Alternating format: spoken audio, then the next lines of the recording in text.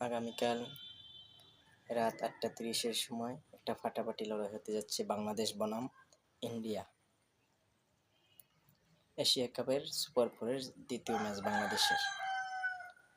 ইনশাল্লাহ আশা রাখি বাংলাদেশ জিতবে, কারণ 36 বছর পর যদি আর্জেন্টিনা বিশ্বকাপ নিতে পারে, 17 বছর পরে যদি আইপিএলে Royals of Bengaluru RCB Asia cup RCB আইপিএলের কাপ নিতে পারে, আমিও আশা রাখি বাংলাদেশ এবারে এশিয়া কাপ নিয়ে দেশের মাটিতে ফিরবে ইনশাআল্লাহ। দেখেন আমাদের দেশটা এক একজনে এক একভাবে পরিচিতি লাভ করেছে। বিশ্বের কাছে কোরআনের মাধ্যমে 111 রাষ্ট্রের ভিতরে হাফেজ সালেহ আহমদ তাকরিম চ্যাম্পিয়ন হয়েছে কোরআনের প্রতিযোগিতায়। এভাবে অনেকের অবদান আছে। যাই হোক, যে যেই জায়গা থেকে পেরেছে সে সেই জায়গা থেকে দেশকে এগিয়ে নিয়েছে। যাই হোক, সকলের জন্য, বাংলাদেশ টিমের জন্য শুভকামনা রইল।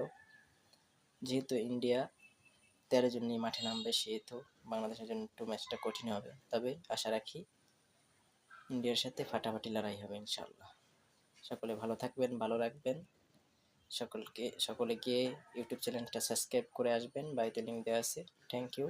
গো back to year regular life. আপনাদের দোয়া এবং ভালোবাসাই পারে সামনে এগিয়ে নিতে।